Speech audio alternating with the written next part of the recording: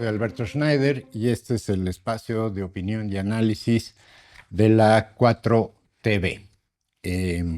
Hoy es día 9 de mayo y voy a abordar el tema de seguridad y sobre los resultados que se presentaron ayer en la conferencia mañanera de la doctora Sheinbaum, por parte, sobre todo, los datos que proporcionó el secretario Harfuch, y un poquito darle contexto general en cuanto a la estrategia y algunas de las circunstancias o situaciones que se están registrando en la relación México, Estados Unidos y Canadá, sobre todo México y Estados Unidos.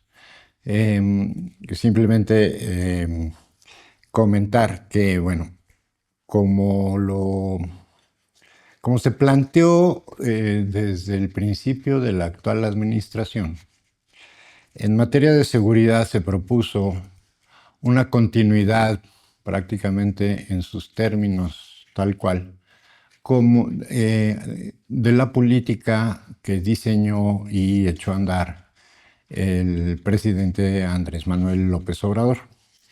Y solamente para dar un repaso muy rápido de en qué consistió esta nueva estrategia, que finalmente logró revertir la situación que veníamos viviendo desde finales del sexenio de Vicente Fox, por supuesto, sobre todo con el sexenio de Felipe Calderón y el de Peña Nieto.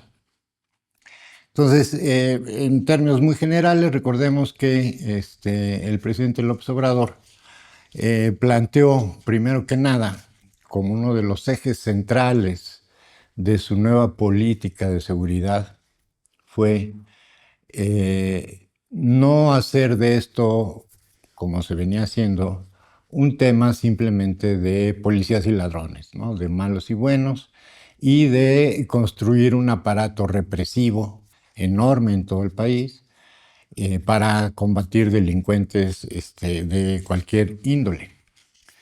Por supuesto, es una acción o son una serie de actividades que tienen que llevarse a cabo, digamos, ¿no? Tienen que combatir a la delincuencia.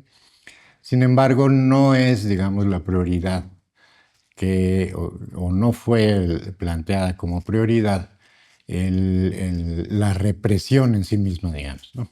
O el uso de la fuerza como única solución o como medida única para resolver los muy gravísimos problemas de seguridad que veníamos teniendo. Recordemos, grosso modo, al término del gobierno de Vicente Fox, se cometían en el país alrededor de 7,000 homicidios al año. 7,000. Para el segundo año de gobierno de Felipe Calderón, con su supuesta guerra contra las drogas, esta cifra pasó de 7,000 a casi 30,000 en 2 años. Y de la misma manera se incrementaron prácticamente todos los delitos. Y de manera más relevante, los delitos más graves, los delitos violentos, que van desde las lesiones con arma de fuego, el secuestro, la extorsión, obviamente el feminicidio, que registraron incrementos, por ejemplo, el secuestro de prácticamente 800%, la extorsión 700 y fracción por ciento, el homicidio también prácticamente un incremento de 300%, y esos fueron los resultados de Felipe Calderón, con una tendencia creciente que solo hasta el gobierno de Peña Nieto se redujo al principio un poco, hubo una tendencia ligeramente hacia la baja, y posteriormente, en la segunda mitad del sexenio de Peña Nieto, volvió a crecer la incidencia delictiva, incluso llegamos a tener uno de los años más violentos que se habían registrado, muy por encima del 2011, que fue como el pico mayor en el que los homicidios del gobierno de Felipe Calderón llegaron casi a 40,000 o poco más de 40,000 en un año. Es decir, que prácticamente Felipe Calderón elevó la violencia en nuestro país en casi 700%. Si se cometía un delito, con Felipe Calderón se cometían 7. Entonces, de ese tamaño, digamos, era el reto con el que entró el gobierno del presidente López Obrador. Pero no solo eso.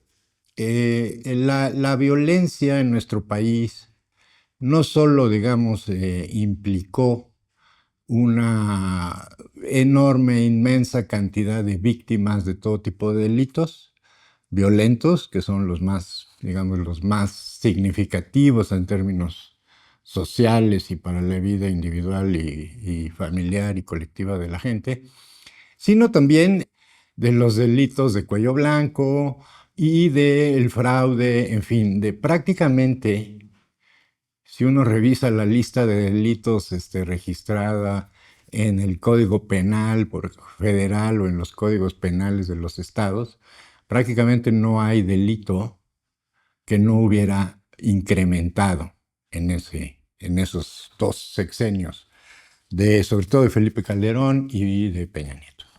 Por otro lado, la enorme, inmensa corrupción que se registró en los gobiernos de los estados y en los gobiernos municipales, particularmente en torno a los temas de seguridad. Durante muchos años, en las zonas donde había grupos de la delincuencia organizada poderosos, al principio, digamos, hace 15 años, 20 años, la delincuencia organizada optaba por la extorsión, por ejemplo, sobre todo a las autoridades municipales, que son el hilo más delgado de toda la cadena de seguridad.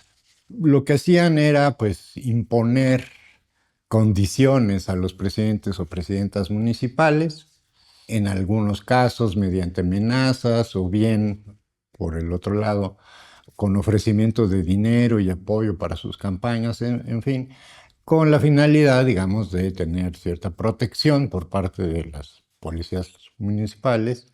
Y con el tiempo, esto fue modificándose. Y ya no solo se conformaban los grupos de la delincuencia organizada, sino ya empezaron a colocar directamente a los jefes de la policía. Ante lo cual, pues ningún presidente municipal tenía capacidad de rechazarlo. Sabemos que pues, el asunto es siempre plomo o plata. Digo, sí, plata o plomo, ¿no? Poco a poco pasaron de controlar las áreas de seguridad a controlar otro tipo de áreas como la obra pública, las direcciones económicas, ¿no? De los asuntos económicos que manejan mercados, comercio, etcétera, en la vía pública. Y toda aquella oficina o área de gobierno a nivel municipal que implicara manejo de recursos. Entonces, con el tiempo, en muchos estados, en muchas regiones donde fue creciendo el dominio de grupos organizados, fueron también controlando áreas muy específicas de gobierno o ponían presidentes municipales o presidentes municipales, sino pasaron a ser ellos mismos, integrantes destacados de la delincuencia organizada, candidatos y a diversas alcaldías en el país. Entonces, en estos 12 años, sobre todo de Calderón y Peña Nieto, los grupos de la delincuencia organizada, sobre todo en algunos estados, particularmente en algunos estados como Guanajuato, Jalisco, Nuevo León, Chihuahua, Baja California, Guerrero, Tamaulipas, pues prácticamente los gobiernos municipales venían de la delincuencia organizada. Y de esa manera fueron, digamos, tomando y adquiriendo cada vez más poder, incluso en algunos casos, hasta por encima de los propios gobernadores o gobernadoras. En algunos casos, la delincuencia organizada llegó al nivel de las estructuras de gobierno estatal. Y bueno, como sabemos, con Felipe Calderón y Genaro García Luna, pues hasta la propia presidencia de la República. Entonces, no solo se trató de la violencia en sí misma generada por la delincuencia organizada, protegida y ocultada de la opinión pública por las autoridades estatales y municipales y federales, por supuesto, sino también que se crearon una serie de cadenas, digamos, de mando y de organización que facilitaban, digamos, la operación de en actividades de lavado de dinero, transferencia de recursos, en fin. Y se crearon una enorme, inmensa cantidad de estructuras paralelas a las propias organizaciones delincuenciales de empresas, casas de cambio y, por supuesto, pues funcionarios bancarios y de otras empresas. Y no solo pequeñas empresas o empresas que surgieron y nacieron a partir de dinero mal habido, sino en algunos casos hasta empresas de gran envergadura, de carácter incluso transnacional. Sabemos que algunas empresas internacionales han sido responsables y han sido acusadas, señaladas e incluso sancionadas fuera de México por estar involucrada en lavado de dinero.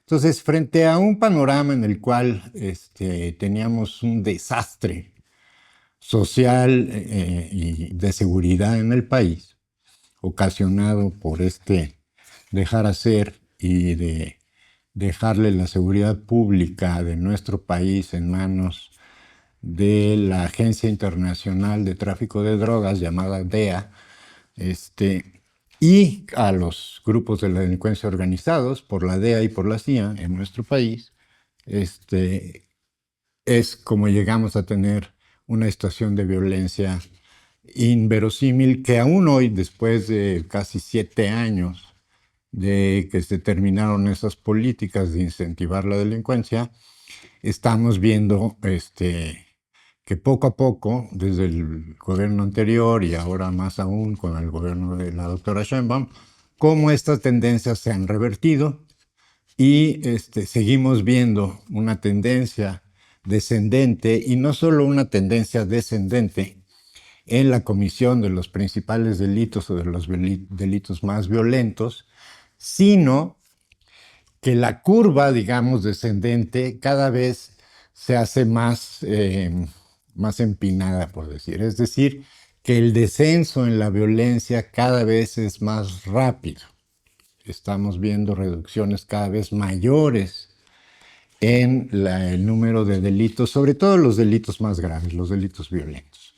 Entonces, esa es una gran noticia. La doctora Sheinbaum está haciendo un gran trabajo de continuidad de la política instrumentada por el gobierno de Andrés Manuel López Obrador y aprovechando aquellas capacidades que el gobierno anterior logró establecer y definir en nuestro país.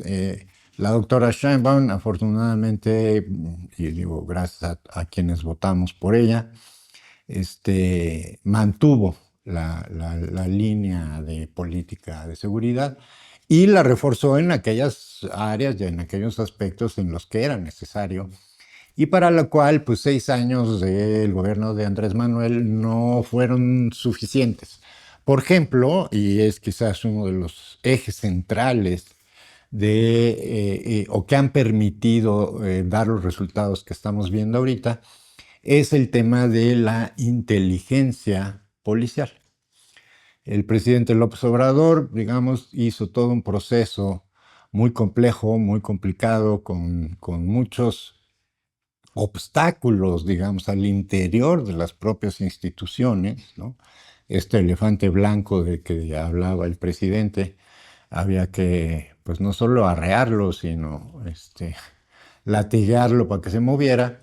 Eso, pues bueno, causa muchos problemas y muchas dificultades a la hora de instrumentar una política pública y sobre todo en un ámbito tan delicado y tan complicado como es el de la seguridad.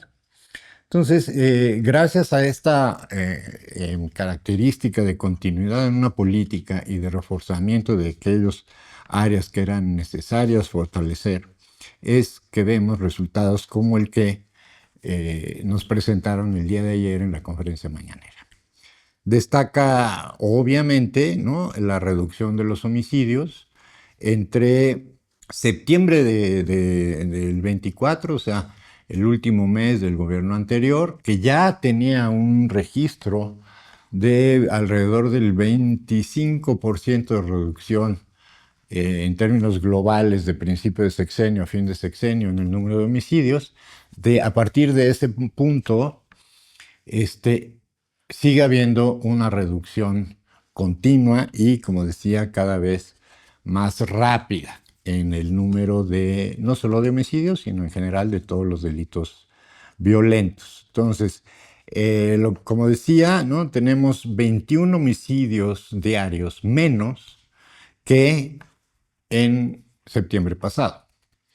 Estamos hablando, eso representa una disminución de prácticamente 25% con respecto a lo que se había conseguido al final del sexenio del presidente López Obrador. Entonces, estamos hablando de que es el promedio más bajo, el promedio de víctimas diarias más baja desde 2016. Es decir, estamos logrando, o el gobierno de la doctora Sheinbaum está logrando regresar al país a un estado del que nunca debemos haber salido, pero que finalmente se están logrando, digamos, revertir, y no solo revertir, sino lograr resultados muy importantes en materia de seguridad. Otros datos muy relevantes son, por ejemplo, la reducción de los feminicidios, en general de los delitos violentos, que como con frecuencia sucede al final de los periodos sexenales, generalmente se registran algunos incrementos en algunos delitos por la turbulencia que generan las campañas electorales y, en fin, las tensiones que surgen en torno a un proceso electoral y de cambio de gobierno. En el caso del sexenio anterior, solamente, digamos, este fenómeno se dio, nada más que en una proporción muy pequeña, que no modificó la tendencia general de todo el sexenio. Entonces, sobre esa base que ya venía hacia abajo, seguimos bajando en prácticamente todos los indicadores, ¿no? Tengamos en cuenta otro elemento muy importante a considerar para hacer una evaluación, digamos, en extenso de lo que ha significado la operación en estos últimos meses, y que, como insisto, es la continuidad natural e inteligente de la política anterior.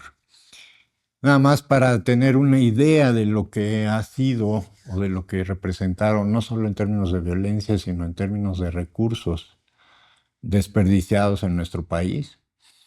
Entre 2009, que fue la reforma constitucional para crear las facultades, darle facultades de investigación a las policías, muy acotadas, pero ya se les daban, y además de manera particular para la creación del Sistema Nacional de Seguridad Pública y todo un aparato jurídico para supuestamente regularizar la operación de las policías, tanto la Policía Federal como de las policías estatales y municipales.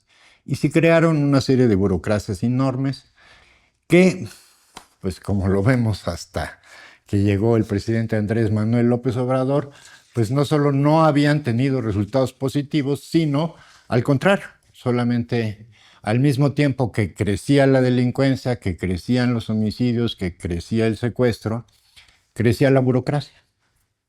la burocracia de seguridad, tanto a nivel federal como a nivel de los estados.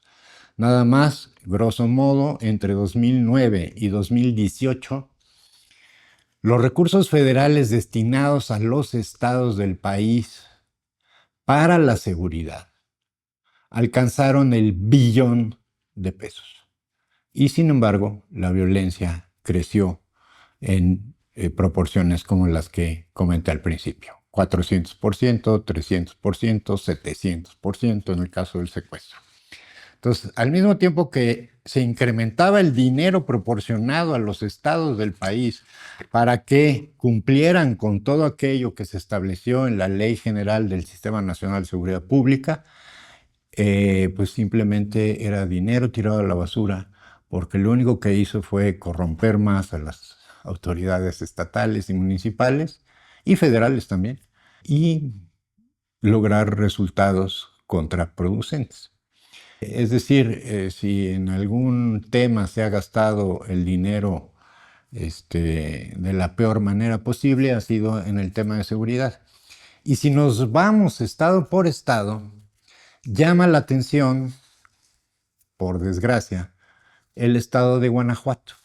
El estado de Guanajuato no solo es el estado más violento del país desde hace 30 años, sino que es uno de los estados que más recursos obtuvo de la federación en el periodo que comentaba, de 2009 a 2018. Más aún que otros estados que tienen más población que Guanajuato. Se entiende un poco las razones, sobre todo en el sexenio de Felipe Calderón.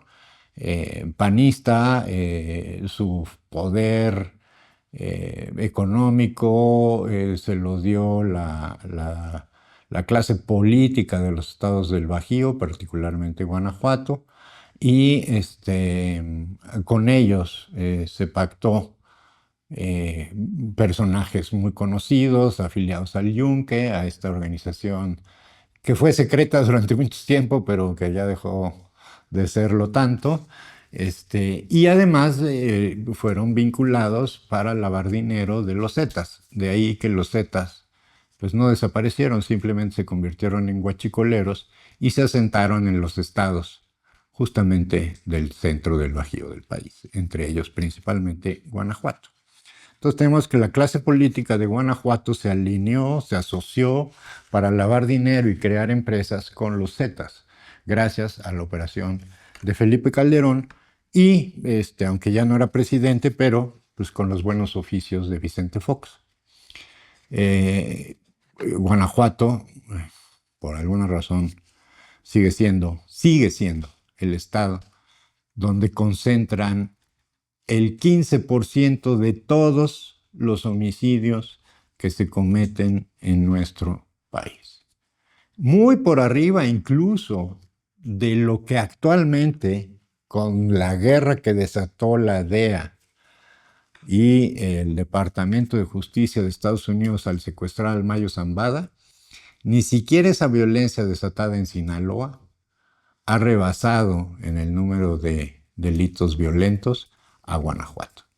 O sea, Guanajuato prácticamente se comete sin guerra, supuestamente sin guerra, como la guerra que estamos viendo entre facciones en Sinaloa, prácticamente se comete el doble de homicidios que en Sinaloa, a pesar de la guerra de los chapitos con los mayos, ¿no?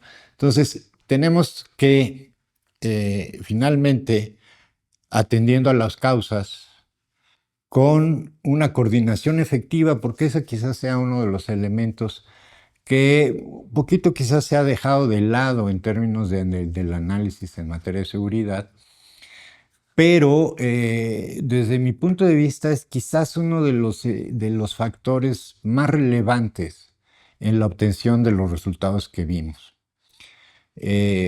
Con muchos años de experiencia en áreas de seguridad, incluso me tocó la aprobación de esa reforma, instrumentar reformas en las instituciones de seguridad en México, y fue muy notorio como la Ciudad de México, por ejemplo, fue una de las que más rápidamente incorporó las obligaciones de las nuevas leyes en materia de seguridad.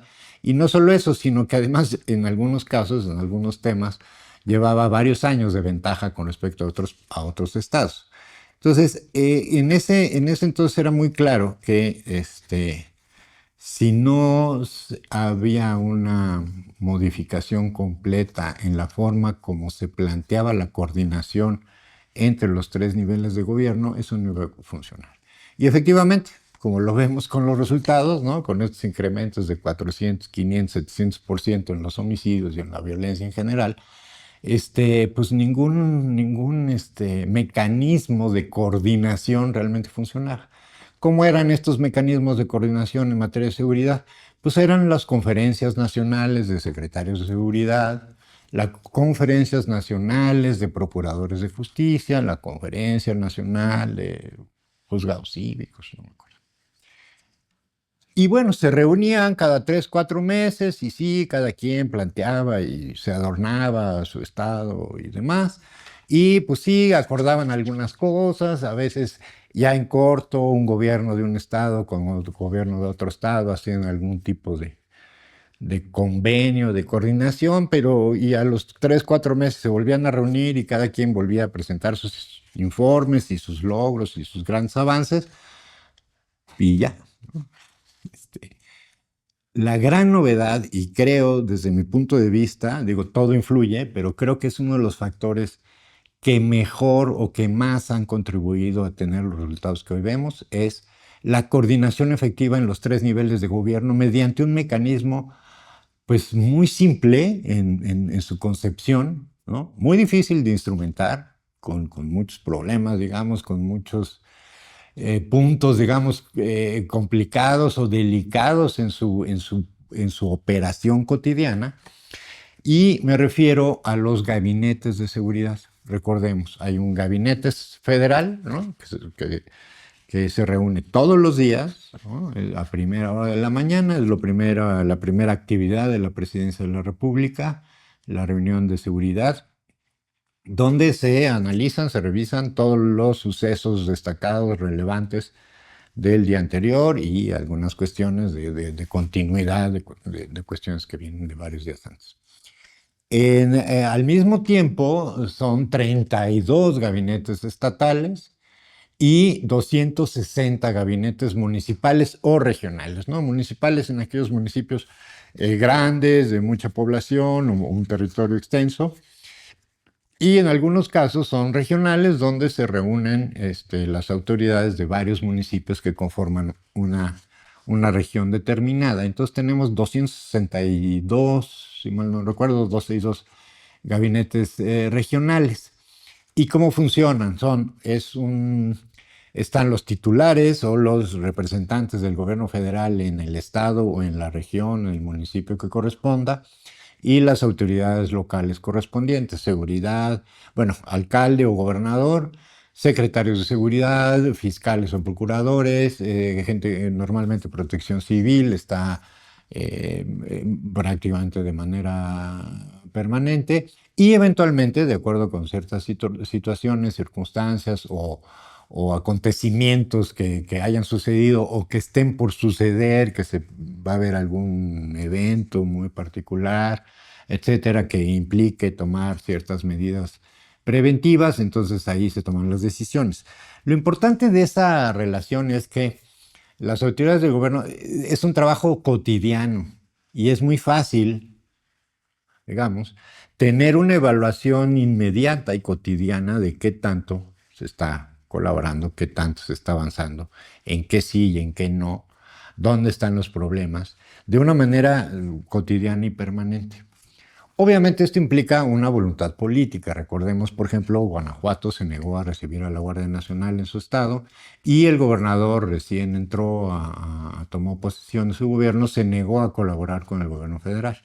Lo mismo hicieron otros estados que poco a poco se fueron alineando y finalmente Guanajuato permitió la entrada de la Guardia Nacional después de una serie de masacres terribles, ¿no? En la que estuvieron involucradas directamente jefes de la policía municipal en varios ciudades de Guanajuato, por ejemplo, Celaya, ¿no? Celaya y Irapuato, ¿no? Donde hubo masacres de 25 o 26 personas, ¿no? Cometidas por el jefe de la policía municipal. Y no fue hasta que entró la Guardia Nacional cuando esos casos fueron esclarecidos. Entonces, este aspecto de la coordinación en los gabinetes territoriales es lo que ha permitido, creo yo, aparte de la inteligencia, del trabajo de inteligencia, que por fin se concentran todas las áreas de inteligencia y los recursos de inteligencia del país en una sola mano, por llamarle así, que es la Secretaría de Seguridad Pública, y lo cual permite aprovechar justamente esos recursos y ese conocimiento que se tiene del territorio y de las organizaciones. Entonces, esta coordinación a nivel federal, estatal y municipal creo que ha sido trascendental, fundamental, y lo vemos. Algunos de los estados que se ganaron también en el 2018 son los que mejores avances han tenido en materia de seguridad. ¿Por qué? Pues porque de manera natural la coordinación ha fluido mucho mejor que en aquellas otras entidades donde no ha habido un cambio y donde sigue habiendo una diferenciación política y poca colaboración de algunos estados. No todos, ¿no? No todos los estados que siguen gobernados por la oposición han tenido una actitud tan negativa como la de Jalisco o Guanajuato, pero sí, digamos, son algunos de los estados donde ha sido un poco más complicado y más lento avanzar en este proceso. Y sobre todo, pues el otro gran problema de nuestro país es cómo entró la delincuencia organizada a las estructuras de gobierno, que pues va a ser muy complicado terminar de limpiar, por llamarle así. Recordemos los operativos en el Estado de México, donde fueron detenidos alcaldes y jefes de de policías municipales. Y ese proceso sigue en marcha, sigue habiendo otros operativos de esa misma naturaleza y nos hemos encontrado con una gran cantidad de presidentes, presidentas municipales involucrados, o no solamente involucrados, que son parte de organizaciones de la delincuencia organizada. Recordemos el reciente caso armado por grupos panistas con respecto al Rancho Izaguirre. Fue un montaje armado como digo, por grupos panistas que han cooptado algunas organizaciones buscadoras que probablemente, sin duda, puedan tener víctimas en sus familias de personas desaparecidas, pero cuya actuación es bastante sospechosa por la forma como se comportan y pues las personas con las quienes están vinculadas. Hoy sabemos que lo que sucedía en el Rancho Izaguirre era no solo del conocimiento, sino era parte de las actividades del presidente actual municipal de Teuchitlán, que ya había sido presidente municipal y que desde hace mucho se le había señalado como parte de la delincuencia organizada. Por supuesto, al partido Movimiento Ciudadano eso no le tiene ninguna importancia, ¿no? Y aún así, a pesar de los señalamientos que había en su contra, fue candidato y ganó la presidencia municipal de Teuchitlán, una persona que estuvo involucrada directamente en la operación del Rancho Izaguirre. Y así lo vemos en una gran cantidad de municipios del país. Entonces, ese trabajo de ir limpiando de autoridades corruptas, corrompidas, o que directamente vinculadas con la delincuencia organizada y por lo tanto sus policías, pues va a ser uno de los trabajos más complicados y delicados que hemos estado viendo. Sin embargo, con todo y todo, México puede decir que ha logrado revertir de manera absoluta y probablemente ya de manera irreversible una reducción de la violencia y de los delitos más graves que afectan a nuestro país. No me extenderé en los datos que se manejaron, son algunos datos muy importantes, pero sí, para cerrar esta colaboración el día de hoy, insistir en la gran importancia de votar el 1 de junio, porque de nuevo, en el informe que vemos hoy, hemos podido constatar cómo el Poder Judicial, así como fue, digamos, pervertido por la delincuencia organizada, el Poder Judicial también lo ha sido, y de manera muy profunda y muy delicada, ¿no? Tenemos prácticamente que en los últimos meses, desde el inicio de este gobierno para acá, se han liberado a cerca de 100 generadores de violencia de alto nivel, de muy, muy alto nivel dentro de las organizaciones criminales, ¿no? Personas que fueron detenidas incluso en operaciones donde hubo enfrentamientos, intercambio de balas, donde hubo muertos, heridos y demás. Y aún así, los jueces, utilizando algún pretexto ridículo, ridículo hasta el grado de la ignominia, han sido liberados. Tenemos más de 100 delincuentes de alto impacto que han sido liberados en los últimos 4 meses por algunos jueces y juezas del Poder Judicial que indubitablemente están vinculados. O sea, un solo juez que haya pospuesto casi 60 veces el proceso de un detenido de esta magnitud, pues ya deja mucho que dejar a la imaginación. Yo creo que no se necesita ser muy genio ni muy perspicaz para darse cuenta que ahí no se trata de una cuestión jurídica o de un problema de integración de carpetas de investigación, sino de la voluntad de dejar libres a delincuentes, ya sea por amenaza o por colusión. De cualquiera de las dos maneras es gravísimo lo que está pasando. Lo vimos, por ejemplo, en los casos terribles en Michoacán, uno de los delincuentes más importantes en el estado, más buscados en el estado, incluso buscados en Estados Unidos, fue liberado por una juez. Menos de una semana después cometió un atentado contra el ejército donde murieron creo que 5 o 6 elementos de la Guardia Nacional por ese mismo persona que había sido liberada por un juez con un pretexto absolutamente banal, porque la hora de la detención variaba en la declaración de un policía con respecto a la declaración de otro policía por 10 minutos. Un policía dijo que había sido a las 10:10 y otro policía dijo que había sido a las 10:20. Con eso fue suficiente para que el juez liberara a uno de los delincuentes más peligrosos del estado de Michoacán, que una semana después de ser liberado asesinó a 5 elementos de la Guardia Nacional en una emboscada, el de la Sedena, perdón, en una emboscada en Michoacán. Entonces, por supuesto que la actividad de la Secretaría de Seguridad Pública, de la Guardia Nacional, de la Sedena y la Marina, con todas las actividades que lleva a cabo la doctora Rosa Isela en materia de atención a las causas de la violencia, están enfrentándose con un poder judicial pues altamente corrompido. Entonces, pues tenemos esta oportunidad el 1 de junio y por supuesto que por sí mismo no va a resolver toda la situación, pero sin embargo vamos a tener ya un poder judicial que sea cuando menos, o que haya posibilidad real de sancionar a aquellos jueces que estén, pues no solo incumpliendo con su obligación, sino atentando en contra de la Procuración de Justicia en nuestro país. Pues eso es todo por hoy y muchas gracias por su atención. Nos vemos la próxima vez.